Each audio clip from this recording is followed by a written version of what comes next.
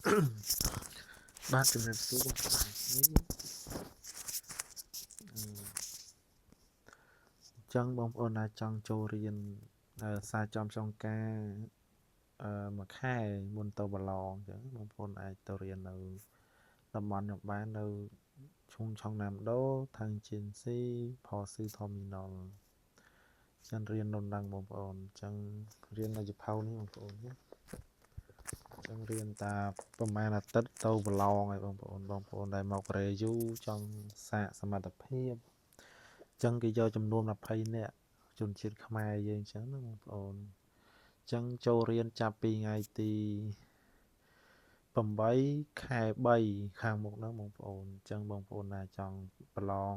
សម្ភាសពណ៌ផ្ទាល់មាត់យកភាសាកូរ៉េចង់ដូរវីសាអីចឹងទៅ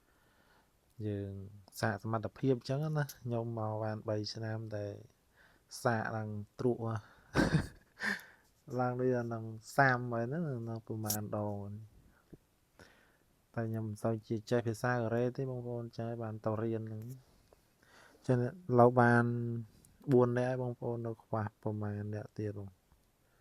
ហើយអ្នកគ្រូចឹងប្រឡងគឺ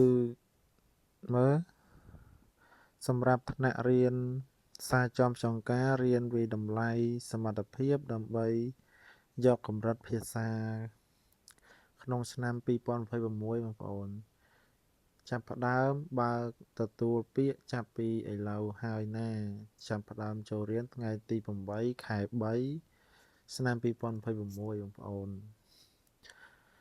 ជារៀងរាល់ថ្ងៃអាទិត្យរៀនរយៈពេល5អាទិត្យរៀនចប់ខែ4ថ្ងៃទី5 2026ប្រឡងខែ4ថ្ងៃទី11ឆ្នាំ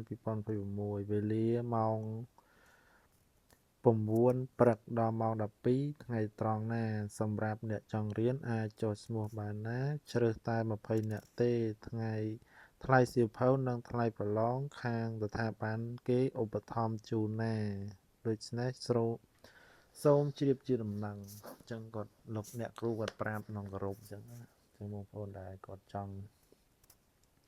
ប្រឡងអាចតាក់ទងមកខ្ញុំបានចាំជួបគ្នាខែចាំឲ្យអ្នកគ្រូគាត់ចុះឈ្មោះឲ្យអញ្ចឹងជំរាបលាបងប្អូននេះគ្រាន់តែជាការចែករំលែករបស់ខ្ញុំទេបើកុសឆ្គងកន្លែងណាសូមអភ័យទោសផងជំរាបលា